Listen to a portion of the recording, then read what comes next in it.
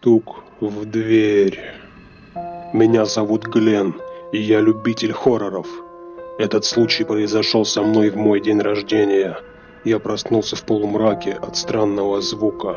Была уже ночь, и яркая луна светила в окно. Моя голова болела. Вчера мы только въехали в этот дом и отпраздновали новоселье с друзьями. Моя жена ушла на работу в ночь, и я был в доме совсем один. Уже за полночь, и это значит, мой день рождения наступил. Я включил телевизор и пошел на кухню сделать кофе. Как вдруг услышал громкий стук в дверь. Странно, ведь была ночь, и я никого не ждал. Я включил свет в коридоре и подошел к двери маленькими шагами. Подойдя к двери, громко спросил: «Кто там?» В ответ молчание. И еще более громкий стук.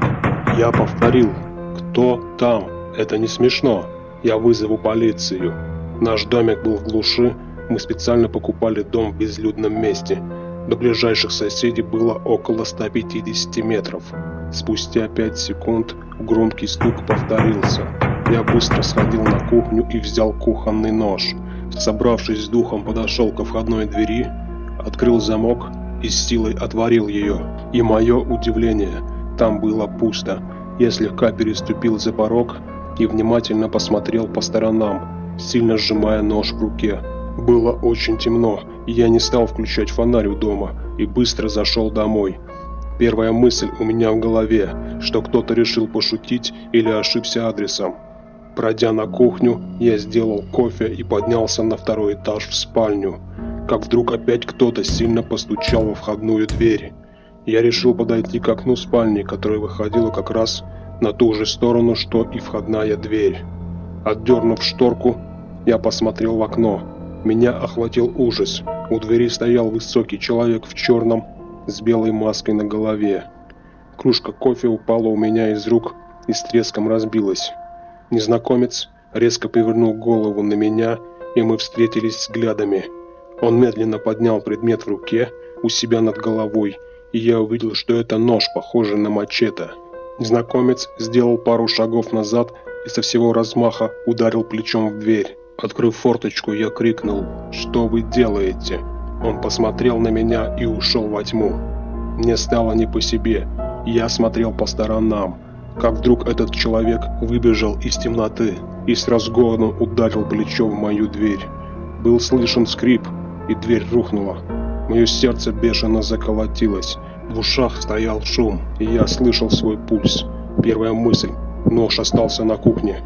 Я кинулся туда и увидел этого человека, поднимающегося по лестнице. Я развернулся и побежал к окну. Недолго думая, открыл его и прыгнул. Удар о землю. По-моему, я вывихнул ногу. Быстро встав, я побежал по клумбе с цветами, сильно хромая. Вдалеке был виден дом соседей. Периодически оглядываясь, я не видел никого за спиной. Добежав до дома соседей, я постучал в дверь. Мне быстро открыли ее. На пороге был сосед, седой мужчина лет 60. В попыхах мной было поведано все, что случилось. Хозяин завел меня в дом. Я сказал, чтобы он вызвал полицию, так как мой мобильник остался у меня в доме. Сосед достал револьвер и сказал: «Полиция не поможет, я знаю, кто это». Он открыл входную дверь. На пороге стоял этот самый незнакомец в маске. В моем кармане была отвертка. Я забыл ее выложить после работы и сильно сжал ее в руке.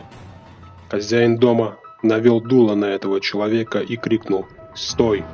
Тот в ответ поднял свой длинный нож и сказал: «А не то что?».